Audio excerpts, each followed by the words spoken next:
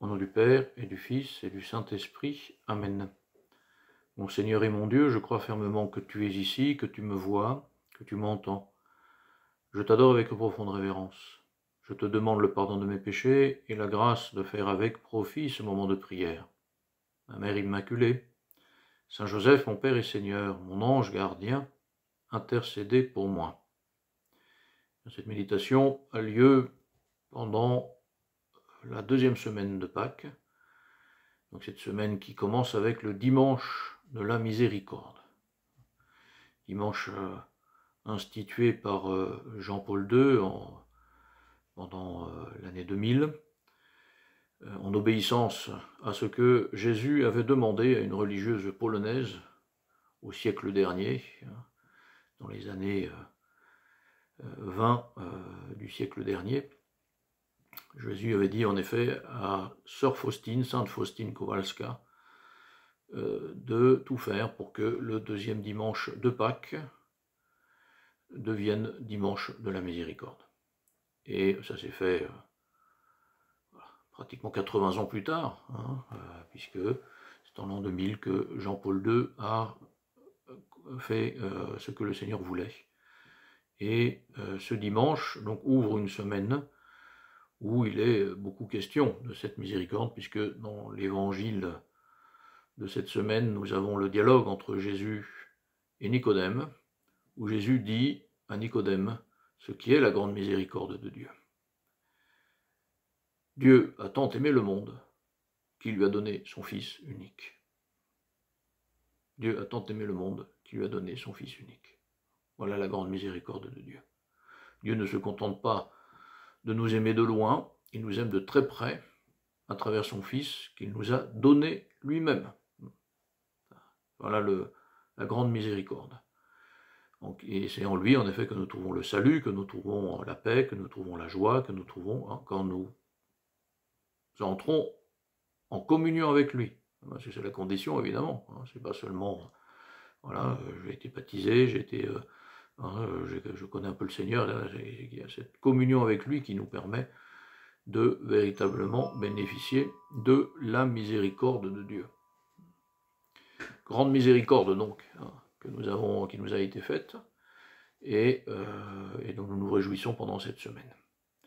Alors parlons de cette miséricorde, parce que c'est quelque chose en effet que le Seigneur a beaucoup prêché pendant tout son passage sur la terre.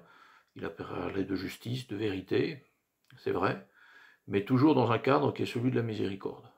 C'est le cadre dans lequel la justice et la vérité doivent s'exercer. Toujours dans celui de la miséricorde.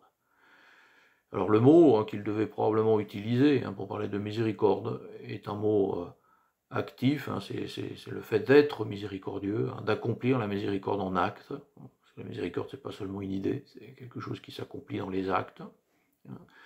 Et ça vient d'un mot, c'est un verbe actif qui dérive d'un mot qui signifie utérus, entraille. Donc l'idée de la miséricorde est liée à la relation mère-enfant. Relation très intime, pleine de tendresse, pleine d'attention, pleine de relations faites à travers des sensations, des mots, une relation très intime, très intime, vraiment très intime. Et c'est vrai, dans l'Ancien Testament, Dieu lui-même avait dit, même si une mère oublie son enfant, moi je ne peux pas vous oublier. Pour dire, voilà, c'est le point de comparaison, c'est la relation entre une mère et son enfant, mais cette mère, c'est Dieu, quoi. Voilà. Dieu qui est père, c'est vrai, mais avec un cœur de père et un cœur de mère, à la fois. Et donc c'est cette idée qui est importante, parce que c'est celle qui peut nous émouvoir et nous pousser à cette miséricorde, à apprendre ce qu'est être miséricordieux. C'est l'amour que peut avoir une mère pour son enfant, la relation très intime qu'une mère tisse avec son enfant, au point, s'il le faut, même de mourir pour lui, pour que lui ait la vie. Alors, il y a une histoire que je raconte, peut-être certains qui verront cette vidéo m'ont déjà entendu raconter cette histoire.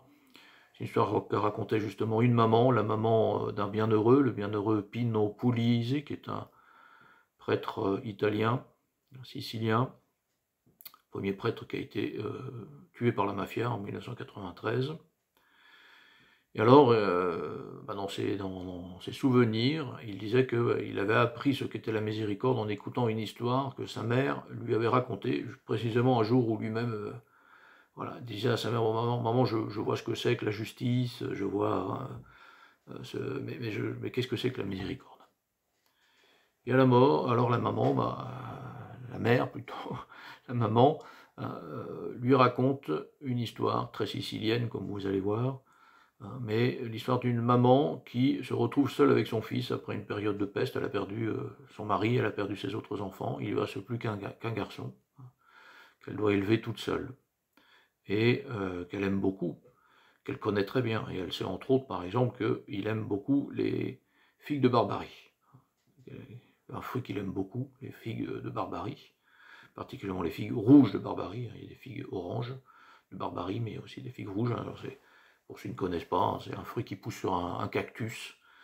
Et donc, bon, on va les préparer, ça demande de faire attention parce que j'ai plein d'épines, etc. Donc il faut faire attention quand on lève la peau de la figue pour la préparer. Et donc, elle avait l'habitude tous les soirs de préparer une assiette de figues de Barbarie rouges pour son garçon. Et le garçon grandit, et puis commence à arriver à l'adolescence, à avoir des amis, et pas toujours de bons amis. Entre autres, des amis avec qui il joue aux cartes. Et il perd souvent. Et alors au début, pour pouvoir... il perd souvent et il joue de l'argent. Donc ça veut dire qu'il faut qu'il les rembourse. Et donc au début, il vole dans la caisse de sa maman. Qui s'en rend compte, qu'il le reprend, etc. Et bon, ça ne recommencerait pas. Et en effet, au bout d'un moment, il décide de ne pas faire de la peine à sa mère. Et donc il décide de ne plus rembourser ses amis avec l'argent de sa mère. Mais voilà, le problème c'est qu'il ne rembourse pas. Et arrive un jour où les amis disent: bon, attends, ça suffit. Maintenant, que les choses soient claires, si dans 2 jours tu ne nous as pas remboursé, eh bien, on te fait la peau. Et là, le garçon rentre chez lui, trouve l'assiette de figues de Barbarie, mais ensuite, voilà, ça tourne dans sa tête. Ça tourne dans sa tête. Qu'est-ce que je vais faire? Je ne peux pas me permettre de nouveau de prendre l'argent de ma mère, qui fait tout ce qu'elle peut pour me payer mes études, je ne peux pas faire ça. Alors, n'arrivant pas à dormir, il se lève et il part dans la campagne, s'assied sur un petit muret, et d'un seul coup, de nulle part, apparaît un homme tout habillé en noir, avec un chapeau noir, et on ne voit pas le visage, tellement il fait nuit en plus, et qui s'adresse au garçon, en lui disant: bon, dans 2 jours, tu as besoin d'argent, n'est-ce pas? Oui, comment vous le savez? C'est pas la question. Alors, moi, je peux vous donner cet argent, je peux te donner cet argent dont tu as besoin. Mais pour cela, il faut que tu m'amènes le cœur de ta mère. Et le monsieur disparaît, en lui donnant rendez-vous, s'il est d'accord, la nuit suivante, pour lui donner l'argent pour qu'il puisse le jour d'après, donc 2 jours après, voilà, payer ses amis. Alors le garçon rentre chez lui, il ne dort pas mieux après ça, on peut s'imaginer ce qui passe dans sa tête. Qu'est-ce que je vais faire? Comment je vais, je peux pas faire ça quand même, mais en même temps, voilà, si je fais pas ça, c'est moi qui vais mourir dans 2 jours, et la journée passe à se poser plein de questions, à savoir ce qu'il va faire, ce qu'il ne va pas faire, et puis à la fin, il se décide.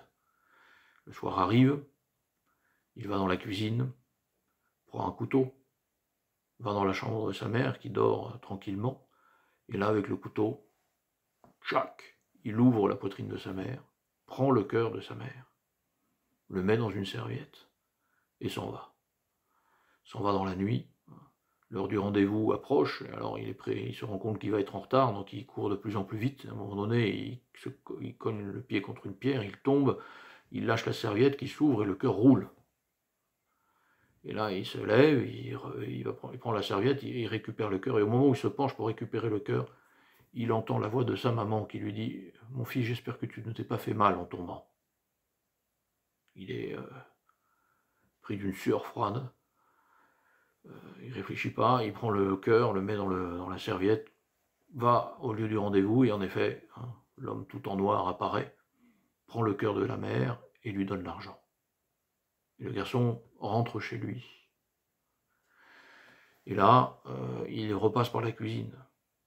Et ce qu'il n'avait pas vu, et qui était là, au moment où il est allé chercher le couteau.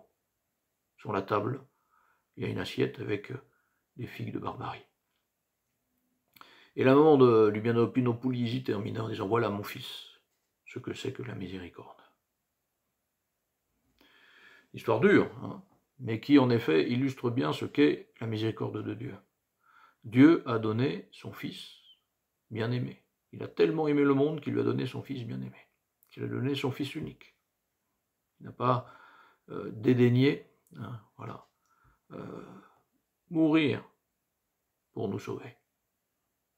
Et un jour, je racontais cette histoire dans une homélie en collège, et là, il y avait une maman qui était présente et qui est venue me voir, hein, et qui m'a dit « Vous devez rajouter à votre commentaire, voilà, le cœur d'une mère, ben, en fait, s'il l'avait demandé, hein, le cœur de sa mère, elle le lui aurait donné.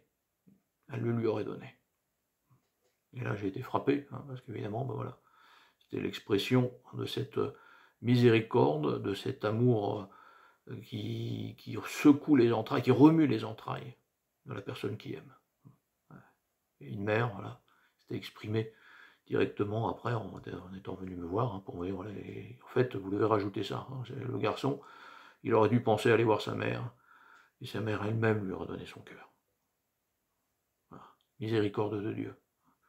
Et donc c'est exigeant, hein, la miséricorde de Dieu, ça demande une réponse. Hein. Celui qui a fait cette expérience de la miséricorde de Dieu dans sa propre vie, hein, eh bien, est capable de miséricorde. Heureux, hein, les miséricordieux, hein, car il leur sera fait miséricorde.